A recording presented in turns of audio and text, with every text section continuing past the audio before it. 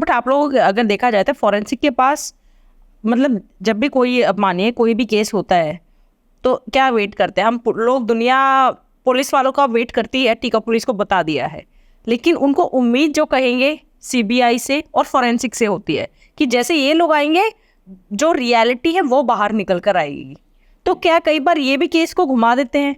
नहीं, ऐसा नहीं होता है। देखिए, जो सीबीआई की टीम है, जो सेंट्रल ब्यूरो ऑफ इन्वेस्टिगेशन में जो ऑफिसर्स होते हैं, बड़े ही वेल ट्रेंड एंड बड़े ही इंटेलिजेंट ऑफिसर्स होते हैं।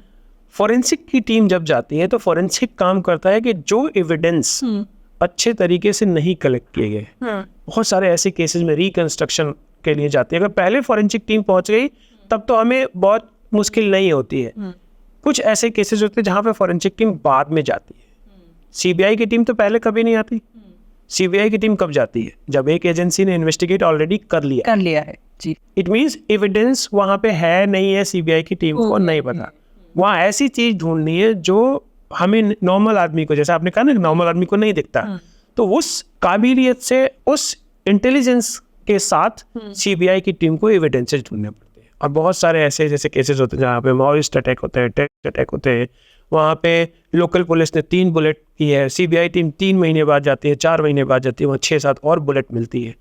और वहाँ फॉरेंसिक टीम एडवांस टेक्नोलॉजी को यूज करती है, एडवांस चीज़ों को यूज करते हैं ताकि हम वहाँ से क्राइम सीन से वो सारी चीज़ों को इकट्ठा कर सकें। और फॉरेंसिक की लिमिटेशंस होती है। कोई चीज़ अगर मान लीजिए आप 15 दिन बाद हमें भेज रहे हैं क्राइम सीन पे, फायर एक्सीडेंट हुआ है, वहाँ पे बारिश हो गई है, वहाँ कंडीशन ठीक नहीं है, तो हम कुछ भी कलेक्ट करेंगे, हमारा रिजल्ट वैसा पॉजिटिव नहीं आएगा। सिमिलरली डेड बॉडी मिलती है बहुत सारे जगहों में। जैसे आप देखिए, अगर प्रॉपर एनालिसिस नहीं हुई है, आप हाई प्रोफाइल केसेस पे देख लीजिए, जहाँ पे अगर प्रॉपर एनालिसिस नहीं हुई है वहाँ कोर्ट बिलीव नहीं करता है, क्योंकि बियॉन्ड द रीजनेबल डाउट वाली थ्योरी हमें हमेशा ही एप्लीकेबल करनी है।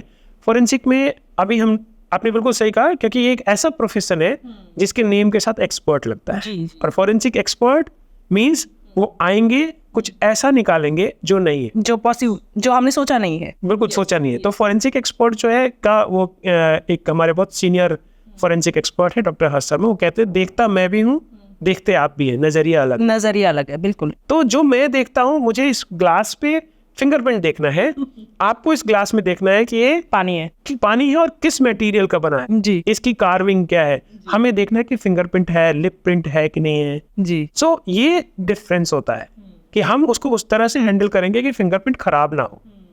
हम उसको उस तरह से करेंगे कि हम लिप प्रिंट से आपका सलाइवा निकाल के आपका डीएनए प्रोफाइलिंग कर सके। लेकिन आप क्या करेंगे कि ये ग्लास उनके घर में ऐसा था और ये ग्लास क्राइम सीन से मिला है तो वही लेके आए होंगे। सो ये अंतर होता है दोनों के पर्सपेक्टिव में। और फॉरेंसिक से लोगों को उम्मीदें होती हैं और फॉरेंसिक अच्छा काम भी कर रहे हैं। इंडियन सिनेरियो में आज की डेट में गवर्नमेंट ऑफ इंडिया भी बहुत सीरियस है फॉरेंसिक साइंस को लेके।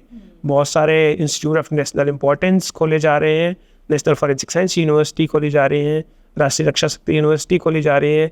सो इन यूनिवर्सिटीज़ के अंदर फॉरेंसिक के ऑफिसर्स, पुलिस ऑफिसर्स को ट्रेन किया जा रहा है, इनके अंदर जुडिशियल ऑफिसर को ट्रेन किया जा रहा है, इनके अंदर एडवोकेट को ट्रेनिंग दी जा रही है, पब्लिक प्रोसिक्यूटर्स को ट्रेन किया जा रहा है और स्टूडेंट्स मास्टर डिग्री करके निकल रहे हैं ताकि वो एक अच्छी तरह से साइंटिफिक चीज़ों को इवेल्युएट कर सकें।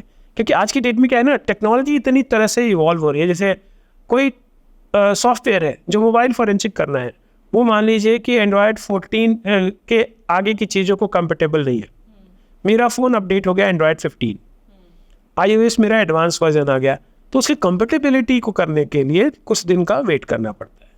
और वहाँ पे फिर फॉरेंसिक एक्सपर्ट, क्योंकि आज की डेट में जो क्रिमिनल होते हैं ना, एडवांस टेक्नोलॉजी के साथ क्राइम करते हैं। और वो पुराना क्राइम हो गया कि हमें कॉल डिटेल से कोई इन्फॉर्मेशन मिलेगी। साइबर में क्राइम ऐसे ऐसे हैं जिनकी कि आप सोच भी नहीं सकते किस तरह का क्राइम है। इवन गुड़गांव के ही मैंने कुछ ऐसे केसेस किए हैं जहाँ पे कि बच्चे जो है डिस्कॉर्ड कम्युनिटी में आके वो लड़की अपना जेंडर चेंज करने के लिए ऑपरेशन तक कराने को रेडी हो गई थी। ओके। सो उस कंडीशन में उस लड़की की साइकोलॉजी को चेंज करना और बताना कि जो लोग हैं, जब उन लोगों को अरेस्ट किया गया, पुलिस ने अरेस्ट किया, तो वो एक्चुअली खुद भी जेंडर चेंज नहीं है, they are just extorting her money और उसका कोई ऑपरेशन नहीं होगा, जस्ट एक किया है कि तुम्हारा ये हम हेल्प कर देंगे। सो इस तरह के बहुत सारे ऐसे क्राइम हैं जहाँ पे कि हम सोच भी नहीं सकते कि आजकल साइबर क्राइम तो कि टाइप्स इतने तरह के हैं कि उसमें हम सोच नहीं सकते कि ये क्राइम भी हो सकता ये हो सकता है। है। जी।